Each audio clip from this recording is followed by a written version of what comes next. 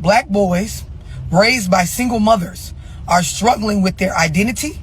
They're struggling with being able to manage their feelings. They're struggling with being disciplined, right?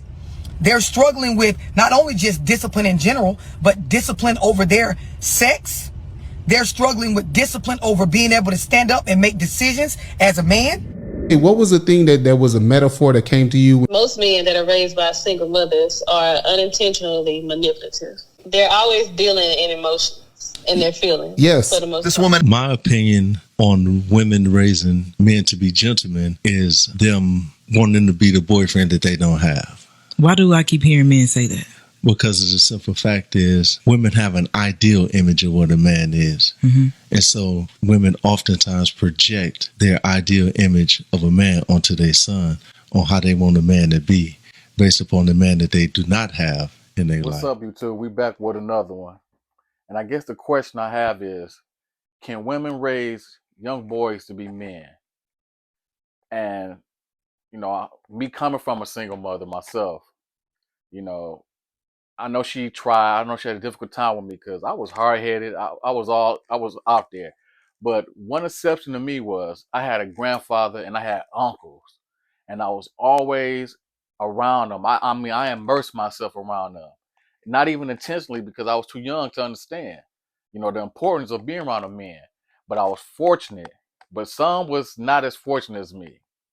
You know, I remember one time I had this bike. I loved this bike. This bike was blue and yellow.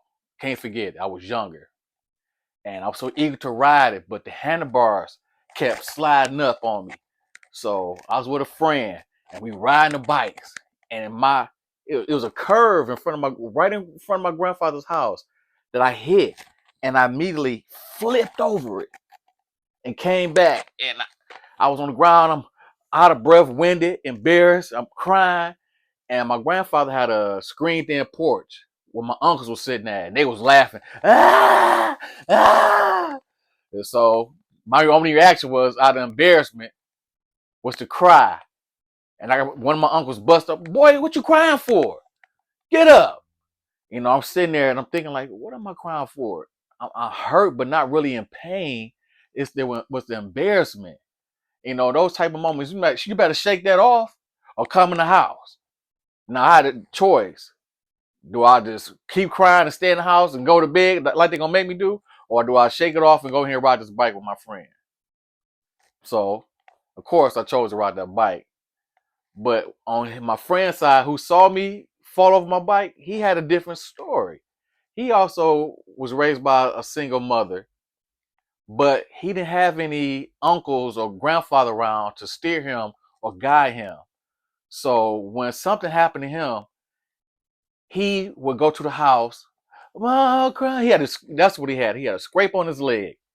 And he was crying to his mother, and she did something I just never seen before.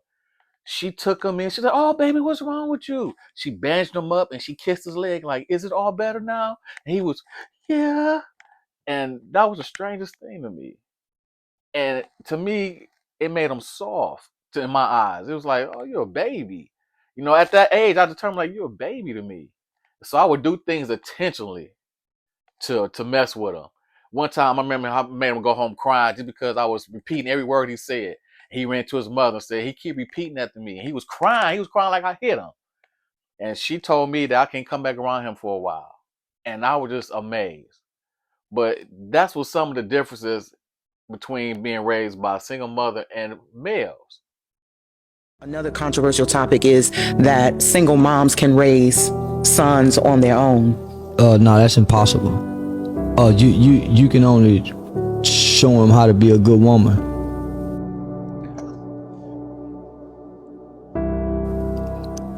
Men that our mothers are telling us to be don't even exist in her bed.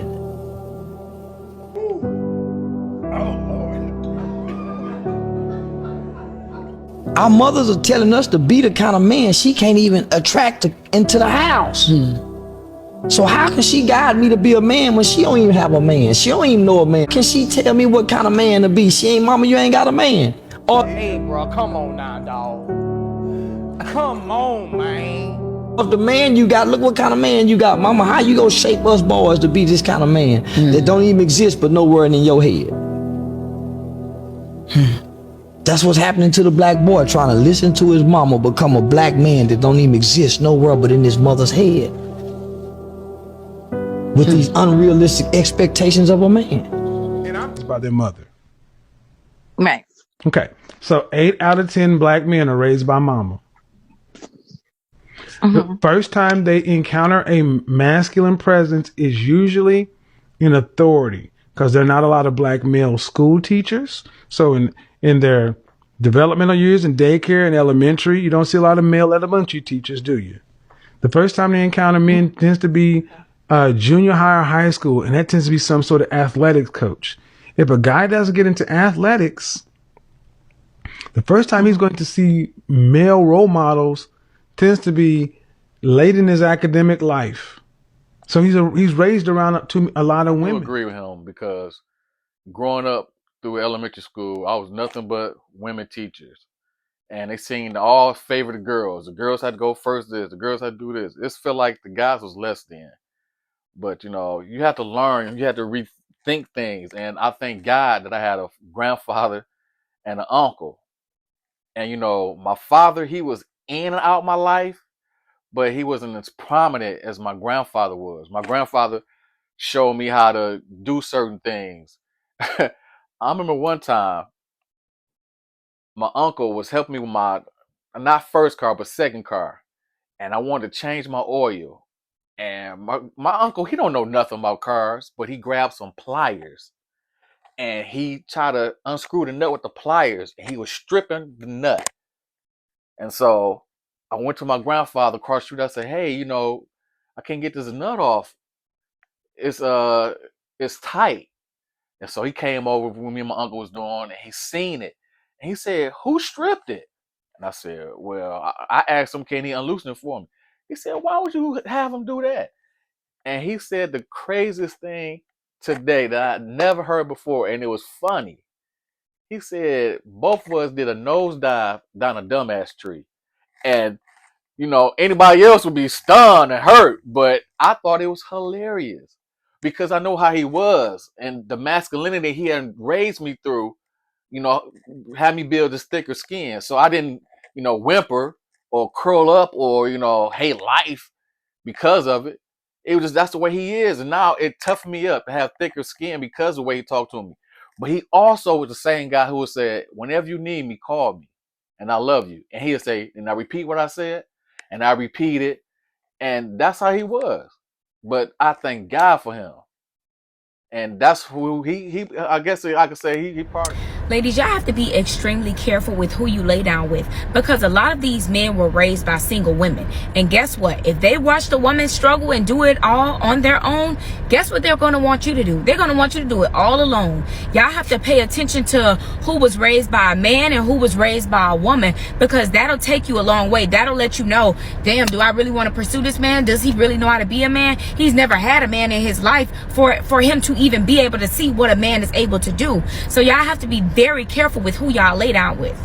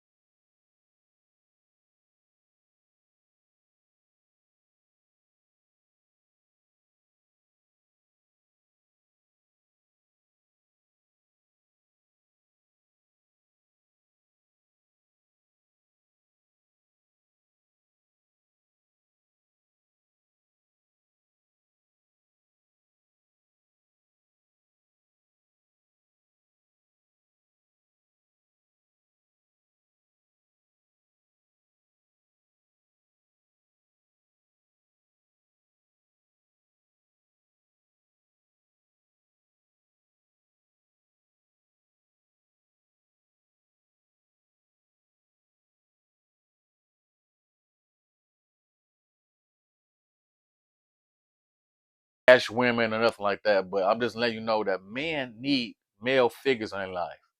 They need that masculinity. They need that role. They need something they could watch, understand, and grow up under. They need that protection so they can know how to be a protector. So, like I said, I hope you like my video, and I got another video for the fathers out there who hustling, who trying their best, you know, who just need a leg up. Till next time, peace. Excuse me, sir. If you can jump rope for 7 seconds, I'll buy your son anything he wants in the store right now. Are you serious? You can do 7 seconds? I mean, 1, 2, 3, 4, 5, 6, 7. Good job, man. What's your name, man? Aiden. Aiden? What do you want? gets me in the fields. You know, his birthday is on Sunday. And no way. And his Father's Day Sunday too, right? Oh yeah, it is, isn't it? Well, before we go get it for you, do you want to do something nice for your dad too? Can you give this to your dad for me? You said you forgot his Father's Day, but we had to get you a little card, so go ahead and open it up. Thanks for being a great dad. The world needs more fathers like you. Oh wow. Yeah, man, that's $200 for you. I gotta ask, what's the best part about being a dad? Teaching. What kind of things do you try to teach him? To be everything and nothing like me. Well, I know we gotta buy the toy, but I actually have one more surprise for you today too. Oh, last surprise, I promise. We're with a company called Kid Doodle TV. It's a free, safe streaming service for kids. And so they wanted me to actually come find the father with the biggest heart today and to bless you with $10,000 for groceries for an entire year. Jeez. I can tell you've been holding a lot on your heart, so. Yeah, you know. Anything you would say to other struggling fathers out there? It's a struggle, but you make it through it. Other people can give you their kindness. Make sure to spread it back when you can. Joe, great to meet you, man. You too.